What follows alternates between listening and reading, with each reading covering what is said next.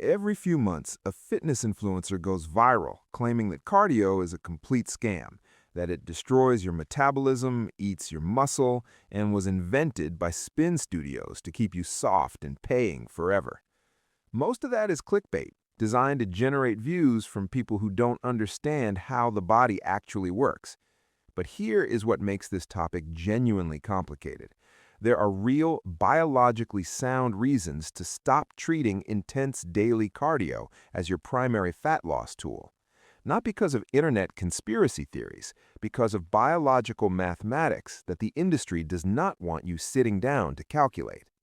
My name is Nick, and today I'm going to walk you through the 3 specific situations where your daily cardio habit is working directly against your physique goals and what you should be doing instead.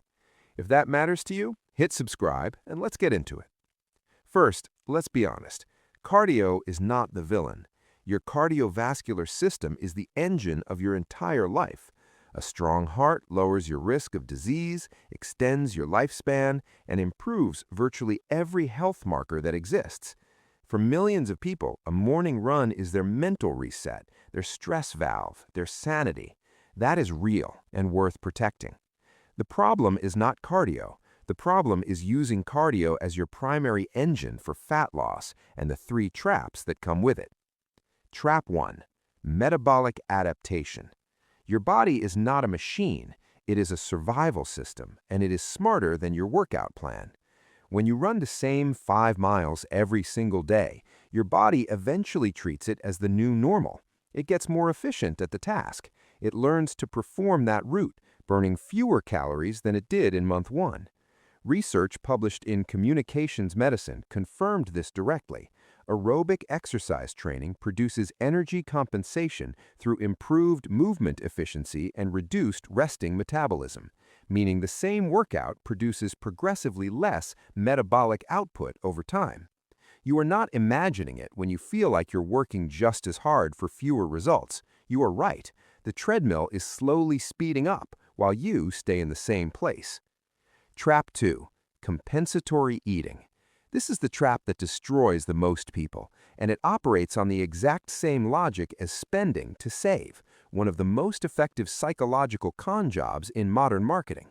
You suffer through a 45-minute spin class, and your brain files a receipt. You earned it. You paid your dues. You deserve the burger. The logic feels airtight. It is biologically broken. Controlled studies consistently show that people who exercise regularly end up eating back a significant portion of the calories they burn, not because they're weak, but because the brain is running a background calculation that says effort equals entitlement. You are reacting instead of planning, surprised at the end of each month with your lack of progress instead of in control from the beginning. Here is where it gets worse. Your smartwatch is making this problem much more severe. Stanford researchers tested 7 major fitness devices against gold standard laboratory measurements and found that even the best performing tracker was off by an average of 27% on calorie estimates. The worst was off by 93%. You are rewarding yourself for burning numbers that are essentially fictional. Stop asking your wrist how many calories you burned. It doesn't know. Trap 3. Your cardio is destroying your metabolic engine. This is the one that haunts people years later. Imagine your body has a fixed pool of recovery resources. When you are running long sessions of cardio every day while eating in a caloric deficit, your body needs to find energy from somewhere. Without a strong signal that muscle needs to be preserved, which only heavy resistance training provides, your body will burn muscle right alongside fat. Research shows that diet-only weight loss results in around 24% of the weight loss coming from lean mass. And here's why that matters so much. Muscle tissue is what burns calories around the clock. Losing it is exactly like inflation slowly eating your savings. You feel like you're moving forward, but your purchasing power, your resting metabolism, is quietly collapsing. You lose the weight, but your metabolism is now running slower than you started. The moment you ease off, the fat returns faster than before. This is how people end up yo-yoing for years. So what does the solution actually look like? It is not more discipline. It is better architecture. The people who get genuinely lean and stay there don't have superhuman willpower. They have systems that run quietly in the background, and they understand a concept called non-exercise activity thermogenesis, NEAT. Researchers at Mayo Clinic have found that NEAT can vary between two people of similar body size by up to 2,000 calories per day, driven almost entirely by how much they move throughout their normal day, not their workouts, their day. The lean person standing at their desk, pacing during calls, walking after meals, parking farther away, they are running a metabolic advantage that no spin class can fully replicate, and they are doing it without triggering the behavioral compensation that wipes out a caloric deficit. The system that actually builds the physique you're after is almost offensively simple. You lift weights 3 to 4 times a week, not to burn calories during the session, to send your body an unmistakable signal that it needs to hold on to muscle. Research consistently confirms that resistance training combined with calorie restriction reduces lean mass by roughly half compared to diet alone. That muscle you protect is what keeps your metabolism elevated while the fat comes off.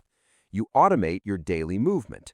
You treat 8,000 to 10,000 steps like a fixed expense that gets paid first, not last, not when you have time. You take calls walking. You stand during meetings. You pace when you think. This is not glamorous. Nobody films a viral reel about walking after dinner, but the research on lean versus obese people with identical jobs shows that lean individuals stood or walked more than 2 hours longer each day, not at the gym, just existing differently. And you control your food through structure, not willpower. Predictable meals mean you're not making fresh caloric decisions 3 times a day when you're hungry, and your brain is filing receipts from yesterday's workout. Here's the honest part. Motivation got you to this video. Motivation will probably have you feeling good about this for a day or two. Then life will happen, and you'll step back on the treadmill because it's familiar, and it feels like suffering. And suffering must mean it's working. That is the trap. That is exactly the trap. But if you are one of the people who actually installs the system, who lifts to protect the muscle, walks to capture the ghost calories, and stops mistaking sweat for strategy, your physical future looks completely different 12 months from now. Start today. I'll see you in the next one.